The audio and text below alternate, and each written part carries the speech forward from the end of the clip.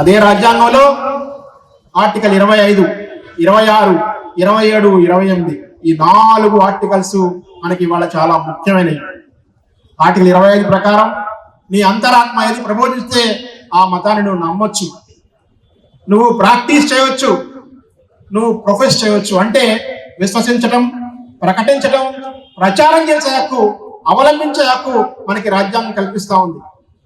మరి ఈ ప్రాథమిక హక్కు అయినప్పుడు 1947లో స్వాతంత్రం వచ్చి 1950 జనవరి 26 నాడు రాజ్యాంగాన్ని మనం ఆమోదించుకుని ఈ ప్రాథమిక హక్కులన్నీ ఉన్న రాజ్యాంగం అలా ఉంటే, అదే సంవత్సరం 1950 ఆగస్టు 10వ తారీఖు నాడు భారత ప్రెసిడెంట్ గారు ఒక ఆర్డర్ రిలీజ్ చేశారు. దాన్ని కాన్స్టిట్యూషన్ షెడ్యూల్ కాస్ట్ ఆర్డర్ అంటారు.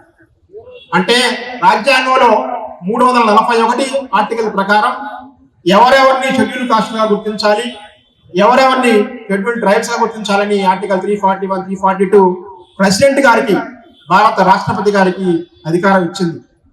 ఆ అధికారాన్ని ఉపయోగించుకుంటూ ఆయన షెడ్యూల్ కాస్ట్ లిస్ట్ ని పబ్లిష్ చేశారు. అందులో మన రాష్ట్రం అప్పట్లో ఉమ్మడి మద్రాసు రాష్ట్రంలో ఉండేది. అప్పటికే మన రాష్ట్రంలో 59 ఉపకులాలని షెడ్యూల్ కులాలుగా గుర్తించడం జరిగింది. మరి కులాలు, మన కులాల పేర్లు కూడా చాలా మంది కూడా దళితులై ఉంటారు. ఈ దళితుల కులాలు చాలా ఉన్నాయి, అందులో అందరూ కూడా ఆ లిస్ట్ లో ఉన్నారు.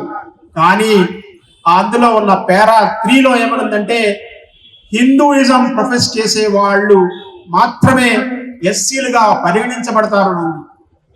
Only those who profess Hindu religion will be deemed to be considered as scheduled caste అని. అది ఎంతవరకు న్యాయం అనేది రాజ్యాంగం ఒక పక్కన నాకు మత స్వేచ్ఛ కల్పించింది. నీ మనసుకు నచ్చిన మతం ఫాలో అంటుంది, నీ మనసుకు నచ్చిన మతాన్ని విశ్వసించు అంటుంది, నీ మనసుకు నచ్చిన మతాన్ని పాటించు అంటుంది, నీ మనసుకు నచ్చిన మతాన్ని ప్రచారం చేసుకో అంటూ ఒక పక్కన చెప్తూనే, ఇంకో పక్కన నువ్వు హిందూగా ఉంటేనే గానీ నిన్ను షెడ్యూల్ కాస్ట్ గా కన్సిడర్ చెయ్యము అనడం ఎంతవరకు న్యాయం అనేది ఒక్కసారి మనందరం ఆలోచించాలి. 75 సంవత్సరాల నుంచి మన మనసును తొలిచివేస్తున్న ప్రశ్న ఇది. మన మనస్సులు చాలా మందికి ఈ యొక్క ఇది అర్థం కాలేదు.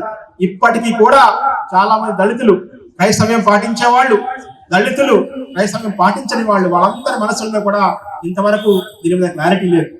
అందుకే ఇవాళ మీకందరికి కూడా ఇవాళ ఈ క్లారిటీని నేను ఈ సభ ద్వారా ఇవ్వదలుచుకున్నాను.